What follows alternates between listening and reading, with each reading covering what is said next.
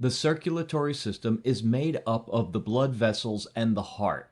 The blood vessels include the veins, arteries, and capillaries. The circulatory system transports the blood and oxygen to various parts of the body, provide food for the body organs, and help get rid of harmful byproducts. The heart pumps blood throughout the body via the circulatory system. The lungs supply oxygen to be distributed all over the body and expel carbon dioxide that has been created throughout the body. Your heart is a pump. It's a muscular organ about the size of your fist and is located slightly left of center in your chest. Your heart is divided into the right and left side. The division protects oxygen-rich blood from mixing with oxygen-poor blood. Together, your heart and blood vessels comprise your cardiovascular system, which circulates blood and oxygen around your body. In fact, your heart pumps about 5 quarts of blood every minute, and it beats about 100,000 times in one day. That's about 35 million times in a year. Oxygen-poor blood, blue blood, returns to the heart after circulating through your body. The right side of the heart, composed of the right atrium and ventricle, collects and pumps the blood to the lungs through the pulmonary arteries. The lungs refresh the blood with a new supply of oxygen, making it turn red. Oxygen-rich blood, red blood, then enters the left side of the heart, composed of the left atrium and ventricle, and is pumped through the aorta to the body to supply tissues with oxygen. 4 valves within your heart keep your blood moving the right way. The tricuspid, mitral, pulmonary, and aortic valves work like gates on a fence. They open only one way and only when pushed on. Each valve opens and closes once per heartbeat, or about once every second. A beating heart contracts and relaxes. Contraction is called systole, and relaxing is called diastole. During systole, your ventricles contract, forcing blood into the going to your lungs and body, much like ketchup being forced out of a squeeze bottle. The right ventricle contracts a little bit before the left ventricle does.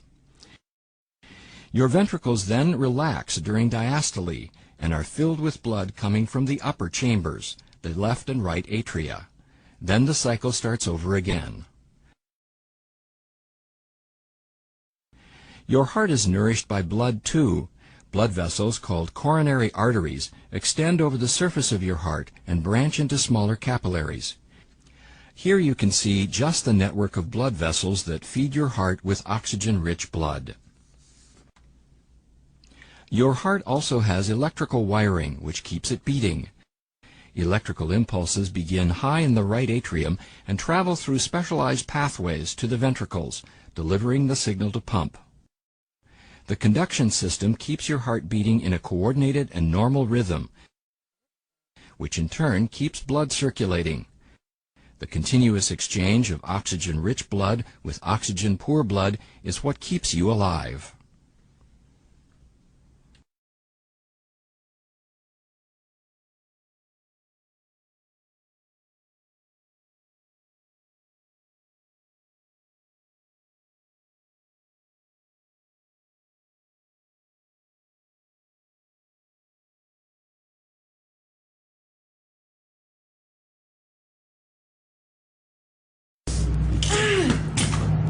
What have you done? What is it? Cut my hand. Keep it up. Put pressure on it. I'm going to get a towel.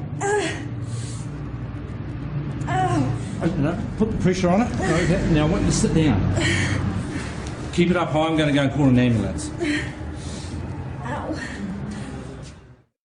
Generally, bleeding is of a minor nature and includes small cuts, grazes, etc. However, bleeding may be severe and life-threatening if a large vein or artery has been injured. For example, the jugular vein in the neck.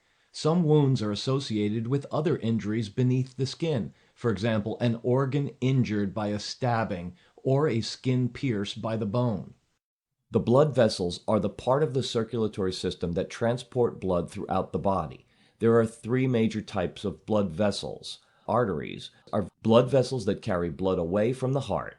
It is as large and thick as your thumb size, most arteries carry oxygenated bright red blood to the capillaries.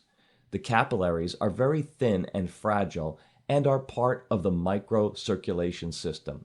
The capillaries have a width of a size of a single cell in diameter to aid in the fast and easy diffusion of gases, oxygen, carbon dioxide, and nutrients to the surrounding tissues. In the circulatory system, veins are blood vessels that carry blood toward the heart. Veins are similar to arteries, but they transport blood at a low pressure. They are not as strong as arteries. The veins receive blood from the capillaries after the exchange of oxygen and carbon dioxide has taken place. Therefore, the veins transport waste, rich, dark red blood back to the lungs and heart.